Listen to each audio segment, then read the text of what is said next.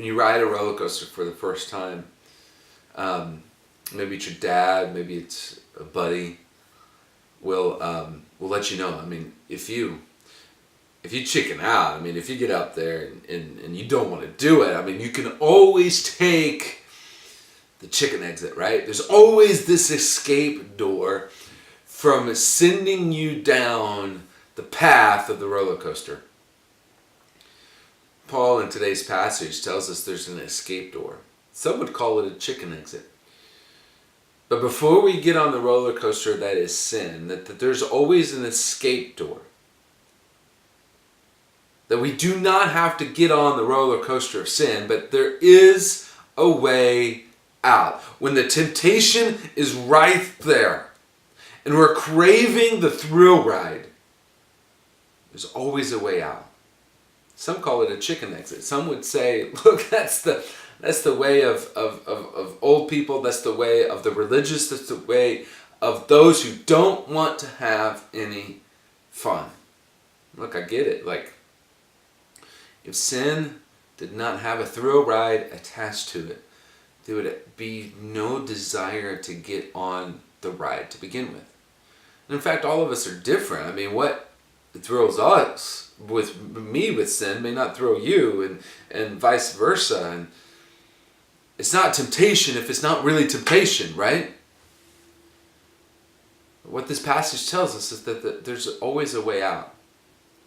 And that the Old Testament stories lay before us the two cravings that we can experience.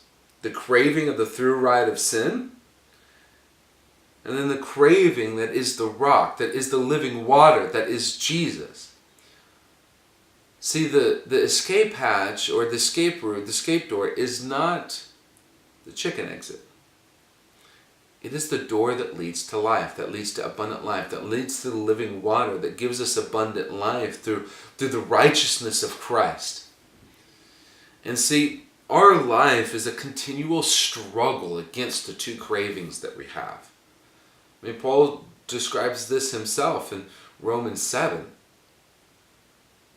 I'm not saying that life is perfect, and I'm not saying that we'll always choose the craving of Christ, but the rock is always there. The spiritual water is always there. The living water is always there, and it is through the escape door that is right there waiting for us when the craving of temptation is just begging us to get on the thrill ride.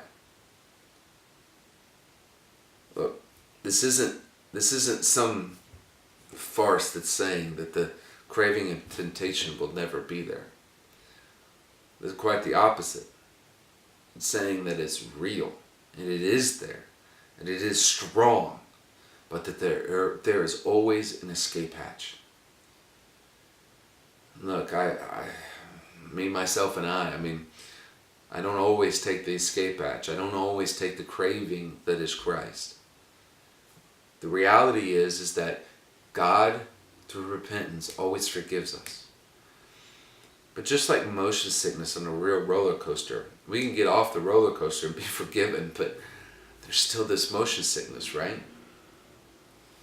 We don't have to experience that. God gives us a way out. And the next time that we experience going through the turnstiles, getting on the thrill ride, remember, there's always a way out. And that there is abundant life through the door of the way out.